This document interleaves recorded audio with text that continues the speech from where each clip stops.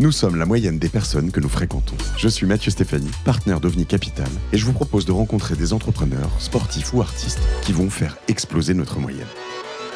Tu sais quoi ? J'aimerais te poser une question parce que je voudrais vraiment avoir ton avis là-dessus.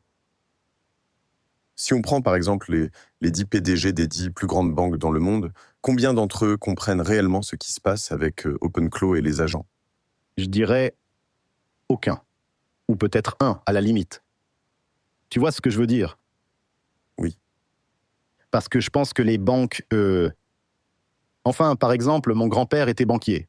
Et nous, on est une entreprise très réglementée et qui se conforme aux règles. Donc j'ai beaucoup de respect pour la conformité et la réglementation.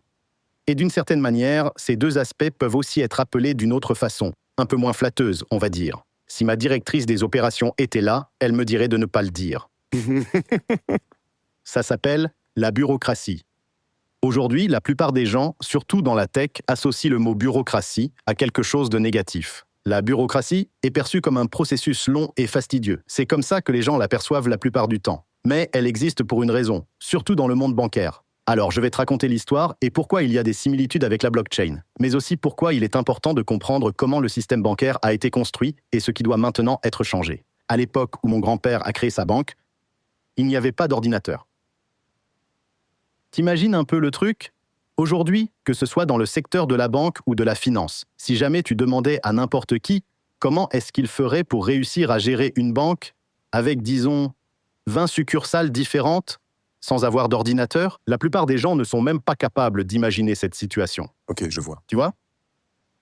Et la façon de gérer ça est en fait très intéressante. On peut dire que c'est la première version de la blockchain en quelque sorte.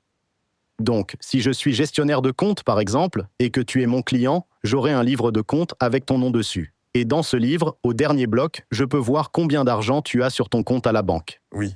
C'est écrit noir sur blanc. Est-ce qu'il y a des copies ? Je veux dire, si jamais la banque brûle... Non, je vais t'expliquer comment ils font. D'accord. Si un jour tu viens me voir et que tu me dis, par exemple, je veux transférer de l'argent à Valérie. Clémence ou Valérie, peu importe. Moi, je vais... Désolé. Ou ça peut venir de toi, Ou de Clémence. ou de la part de Clémence. Oui. Ça peut venir des deux, en fait. Ok, je vois. Je vais te demander si tu as leur numéro de compte et dans quelle banque ils sont. Tu vas me dire que Clémence est dans la même banque que toi, mais Valérie est dans une autre banque. Donc, je le note. Et voilà. Maintenant, tu as la moitié du travail qui a déjà été fait. Et je peux refermer le livre de compte. Maintenant, imaginons qu'à la fin de la journée, vers 17h environ, un homme se présente à la banque en moto. À cette heure-ci, le directeur financier de l'agence récupère toutes les infos auprès des account managers, comme moi. Le directeur de l'agence et le directeur financier récupèrent tous les livres de compte de la succursale et ils vont voir sur ton livre de compte que tu veux faire un virement à Clémence. Donc ils vont regarder si elle se trouve dans la même banque que toi et si c'est effectivement le cas, ils vont simplement prendre son livre de compte, ajouter la somme et voilà. Mais Valérie est dans une autre succursale. Donc, ce qu'il va faire, c'est qu'il va parcourir tous les registres afin de les regrouper dans le registre comptable de l'agence.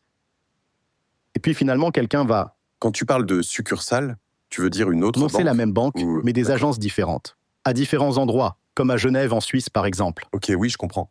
Voilà. Donc, je parle d'agences bancaires, Oui, je vois. de lieux physiques. Donc, le mec en moto va passer dans toutes les banques ou les agences. Il va prendre 2 registres de chaque banque, puis il va se rendre à l'agence centrale. Une fois à l'agence centrale, quelqu'un va analyser ces registres et dire « D'accord, je vois que dans l'agence numéro 1, Mathieu veut transférer de l'argent à Valérie, qui se trouve dans l'agence numéro 2. Donc, il va l'écrire dans le registre de l'agence numéro 2 et il va continuer comme ça, puis sauvegarder le tout dans les registres de l'agence centrale. C'est une sorte de registre global de toutes les agences. Oui, pour garder une trace. Et l'agence centrale se retrouve maintenant avec 2 copies, parce qu'il faut aussi gérer les échanges avec les autres banques, etc. Donc c'est centralisé, comme on dit, non ? Oui, le principe est similaire à celui d'une blockchain centralisée, sauf que dans ce cas, tout est centralisé et fait à la main. Donc en fait, on va venir collecter les données de tout le monde, et le lendemain, une fois qu'on aura fini de les traiter, toutes les agences vont récupérer leurs documents. Mais tout ne sera pas forcément réglé. Mais disons que tout ce qui se trouve au sein de la banque peut potentiellement être réglé en un jour. Et si tu as aussi transféré, disons, 50 $ ou euros, peu importe, à quelqu'un d'autre, mais que tu es dans une banque différente de la sienne, Alors toi, tu seras débité de suite et donc en négatif, mais lui ne recevra l'argent et ne sera en positif que dans 2 jours. Je vois. Et aujourd'hui, le système fonctionne toujours avec des délais de règlement en J+1 ou J+2. C'est pourquoi on n'a pas de... De paiement en temps réel, oui. Car historiquement, il fallait clôturer les comptes de la banque, 1 fois par jour.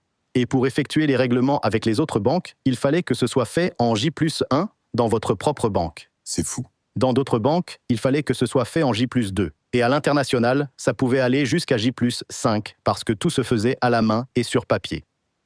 Et quand on a créé le système financier moderne, avec les ordinateurs et tout ça, tout a été construit sur la notion que la mise à jour quotidienne des blocs d'information du système bancaire se faisait une seule fois par jour. Et ça fonctionne toujours comme ça encore aujourd'hui, et ce dans toute l'industrie bancaire. Donc si je comprends bien, tu es en train de dire qu'ils doivent d'abord clarifier les choses avant de réussir à susciter de l'intérêt pour OpenClaw, c'est ça? En fait, encore une fois, on en revient à la bureaucratie. D'accord. En fait, sans règles, les banques ne peuvent pas fonctionner. Le système bancaire traditionnel n'existe pas sans cadre strict. Si tout le monde ne respecte pas les mêmes règles, il n'y aura plus de banque. Le système bancaire repose sur la création de règles et la confiance. Et ces règles doivent être appliquées exactement de la même manière. Si quelqu'un perd confiance dans le système, celui-ci ne marche plus. Tu comprends? On a connu de nombreux problèmes dans le secteur bancaire par le passé.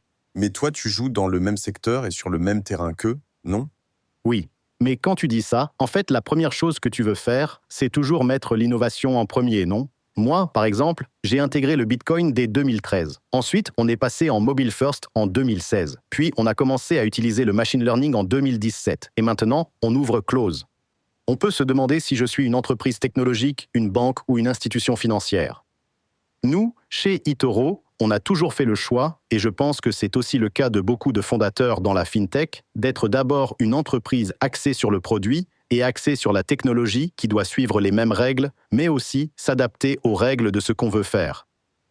À l'inverse, les banques traditionnelles restent souvent structurées autour de profils qui ne pensent pas d'abord au produit ou à la technologie. Je vais te donner un exemple. Ok. Moi, à l'époque, je disais souvent, quand je levais des fonds auprès de certains investisseurs, que l'expérience utilisateur dans le trading et l'investissement sont absolument essentielles. C'est l'expérience utilisateur qui fait qu'un produit est adapté au marché. Et les gens me répondaient « Mais on peut déjà acheter des actions depuis notre compte à la banque. Alors, quelle est la différence ?» Mais en réalité, il y a une énorme différence. Que ce soit au niveau des coûts, de la friction ou de l'expérience utilisateur, tout ça compte énormément. Dans n'importe quelle appli aujourd'hui, et encore plus dans les produits destinés aux jeunes générations, c'est un facteur clé. À l'époque, très peu de gens comprenaient ça. Et ce que j'ai aussi remarqué, c'est que parmi mes amis, ceux qui n'ont pas investi dans le Bitcoin assez tôt étaient souvent des gens qui venaient justement du monde de la finance. En général, quand tu évolues dans une industrie et que tu as été formé par cette même industrie, tu as tendance à ne pas croire facilement les choses qui pourraient la perturber ou qui pourraient la remettre en question. Oui, bien sûr. Tu dois être lucide. Oui, on dirait que les gens sont bloqués sur cette seule manière de faire. Et ils pensent que les autres ne peuvent pas bouleverser le système, jusqu'à ce qu'il soit généralement trop tard. Mais à l'époque, acheter des cryptos, c'était un cauchemar. Je ne sais pas comment c'était sur eToro en 2012, mais il y a 5 ou 6 ans, il fallait passer par des procédures hyper compliquées, avec plein d'étapes, de vérification. Enfin, c'était loin d'être fluide. On a toujours fait en sorte que l'achat de Bitcoin soit super simple. Il suffit de se connecter sur eToro, D'entrer votre carte, oui, d'entrer votre carte bancaire et d'acheter des Bitcoins un peu comme des actions. On a donc décidé très tôt de considérer la crypto comme des actions. Donc pour les gens, acheter des Bitcoins ou des actions chez Apple, c'est exactement la même chose. oui, je vois. Il suffit d'un bouton. Mais ça veut dire que pendant longtemps, on n'est pas propriétaire de cette crypto-monnaie, c'est ça? Si, elle t'appartient. Donc je peux la transférer sur mes comptes privés? Oui, ou la mettre sur ton portefeuille. Ah ouais? Oui, bien sûr. Depuis 2012 ou 2013? Non, je crois qu'on a lancé les portefeuilles en 2019, je crois. D'accord. Oui, en 2019, on a lancé le portefeuille, mais il n'y avait pas encore de réglementation. Par la suite, et c'est probablement pour ça que tu me poses la question car on est en France, la réglementation MiCA est arrivée. À cette époque, on était l'un des plus grands acteurs sur le secteur de la crypto-monnaie en Europe. Et puis, soudainement, chaque pays a décidé d'avoir ses propres règles. D'accord. Donc, chaque pays, que ce soit l'Allemagne, les Pays-Bas ou la France, ont décidé qu'il fallait obtenir une licence locale pour avoir un portefeuille de crypto-monnaie. Donc il fallait chercher Donc, on a ouvert le portefeuille crypto et on a obtenu une licence pour le trading crypto grâce à notre principale société européenne. Mais par la suite, on a dû faire des choix. Et chaque licence financière est très difficile à obtenir. Pour obtenir ces licences, il faut remplir des dossiers de vérification d'aptitude d'environ 100 pages, donner un business plan détaillé et avoir un organisme de réglementation qui lit chaque page, fait des commentaires et pose des questions. Donc on a dû choisir où ouvrir le portefeuille, sur quel marché demander une licence, est-ce que ça vaut le coup de lancer ce process, sachant qu'on savait déjà que la régulation MiCA allait arriver et harmoniser tout ça au niveau européen. Tu vois ? Donc, en fait, on savait qu'il y aurait une réglementation globale qui allait finir par s'imposer. Mais en attendant, pendant 1 an ou 2, on a dû décider si on devait fermer le portefeuille aux Pays-Bas ou en France sans licence complète ou demander la licence dans chaque pays. Et pour obtenir une licence, ça coûte entre un demi-million et $1 million. Oh, wow. Oui, environ. Et puis une fois que tu commences à l'exploiter, tu dois envoyer des gens sur place, etc. Et tu sais, je pense que l'une des plus grandes décisions qu'on ait prises dans l'entreprise, et qui est toujours dans notre esprit à l'heure d'aujourd'hui, c'est que notre entreprise est répartie sur environ 12 régions différentes, je crois. On est présent dans tous les pays d'Europe, au Royaume-Uni, en Australie, à Singapour, à Abu Dhabi, en Amérique latine et aux États-Unis. Donc tout ce qu'on construit et tout ce qu'on fait doit aujourd'hui s'adapter à toutes ces réglementations, car l'Europe est aujourd'hui un de nos plus grands clients. C'était ma prochaine question. Quel est ton plus gros client en termes de pays ? L'Europe représente 50% de notre activité. Oh, wow, d'accord. Donc, si l'Europe décidait d'un coup que chaque entreprise doit posséder une licence dans chaque pays séparément, ça deviendrait une opération très coûteuse à mettre en place pour pouvoir rester dans ces pays. Et quel est le deuxième plus gros client ?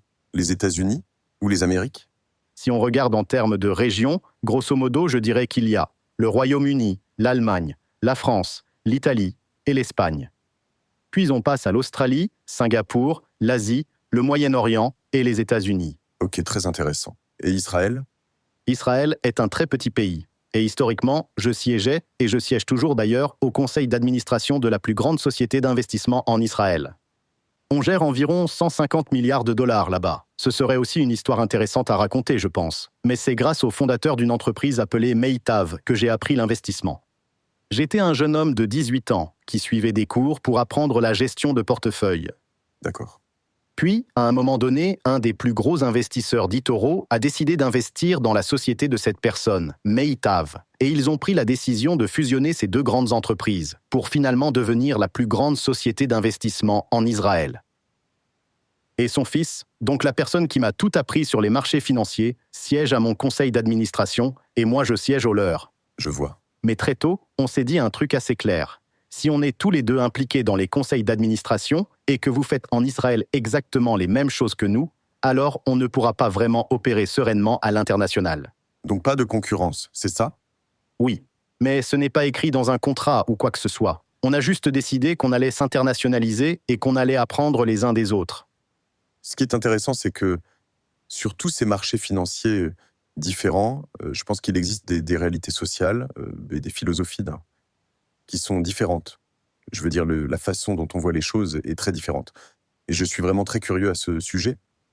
Peut-être que c'est pareil ici, parce que l'Europe n'est pas si différente des États-Unis, mais je me souviens que quand j'ai commencé, et je sais que tu n'aimeras peut-être pas, c'est ce que je vais dire, mais quand j'ai commencé à utiliser eToro et que j'ai commencé à travailler avec Valérie, je trouvais que cette appli était vraiment fantastique, mais j'avais plus l'impression que c'était une application de jeu. Et elle m'a dit « Non, tu peux pas dire ça, c'est pas une application de jeu », comme si c'était interdit, parce que c'est très réglementé. Tu vois ce que je veux dire ? Elle me disait « Non, c'est pas un jeu, c'est très sérieux, c'est de l'argent, donc tu ne dois pas... Et je me suis dit « Mais qu'est-ce que ça peut bien faire ?» Je veux dire, je sais que beaucoup de gens s'en soucient, en fait. Et ensuite, ce que j'ai vu, c'est que la presse et les gens aiment beaucoup le copy trading et le copy portfolio, qui est très important chez eToro depuis le début. Et j'espère que tu vas m'expliquer ce que c'est et comment ça fonctionne. Mais en France, j'entends très souvent, et tu vas me dire si c'est pareil sur d'autres marchés, mais beaucoup de médias et beaucoup de gens détestent le copy trading. Probablement parce que certains influenceurs ont fait des conneries avec. Peut-être que tu vas m'apprendre des trucs là-dessus. Mais quand même, au final, ce que je veux dire, c'est que pour vendre, il faut avoir 18 ans pour aller sur eToro. Tu dois gérer ton propre argent, etc. Oui. Je sais qu'il y a des règles et qu'on peut les lire sur le site, mais ça reste dangereux. J'ai vu que tu mettais beaucoup de messages d'avertissement. Par exemple, quand j'ai voulu essayer Le copy trade? Oui, et tous ces effets de levier, etc. Oui. J'ai essayé au tout début avec genre 50 € et j'ai tout perdu. Donc en général, on ne le fait qu'une fois. T'as perdu tes 50 €, mais moi j'appelle ça apprendre. Oui, je suis d'accord. Mais après ça, j'ai quasiment arrêté d'utiliser l'effet de levier pour être honnête. Je comprends. Juste un petit peu parfois. Mais je ne sais pas... Je pense que En France, la presse n'est pas très tendre sur ce sujet. oui, je pense que c'est très similaire en effet. Mais d'abord, je me souviens plus de qui a dit ça, mais si vous construisez quelque chose de novateur ou de révolutionnaire et que vous n'avez pas beaucoup de gens qui vous disent que ça ne marchera pas et qui ne vous détestent pas pour ça, alors vous n'êtes pas réellement en train de révolutionner, si on peut dire. D'accord. Et je pense que pendant de nombreuses années, toute l'industrie financière a été, très protectrice d'elle-même. Tu ne trouves pas? Et historiquement, Pendant des décennies. le message à l'origine était très clair. Et aujourd'hui, je comprends d'où ça vient, car j'ai étudié la finance, les marchés de capitaux et la banque pendant de nombreuses années, mais je l'ai aussi entendu de la part de personnes très haut placées. En fait, le secteur de la finance en général, mais aussi celui de la gestion de patrimoine, consiste à intimider le client, afin que celui-ci n'ait jamais envie de toucher à son argent. Pourquoi ?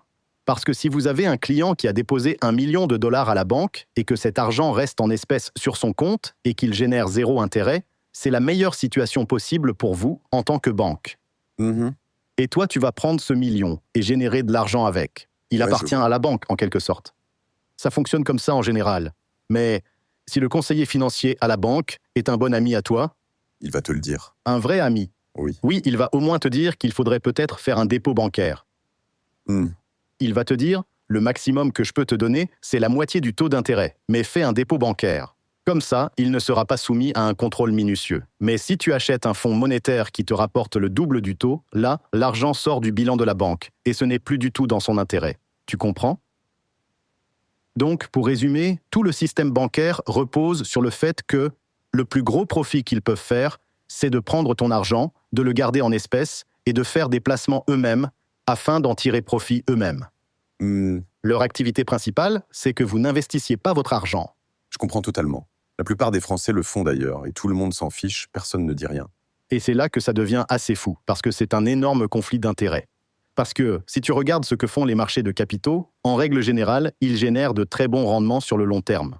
Mais en réalité, si la majorité de l'argent liquide reste dans le système bancaire, et que les banques n'ont pas vraiment intérêt à ce que tu investisses toi-même ton argent, ça crée une sorte de conflit. Et elles ne sont pas forcément incitées à éduquer leurs clients sur les investissements et les marchés financiers.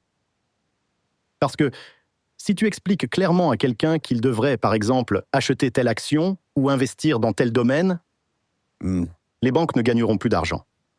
Et ça, c'est un énorme problème. C'est la principale préoccupation dont m'ont fait part les gestionnaires de fortune.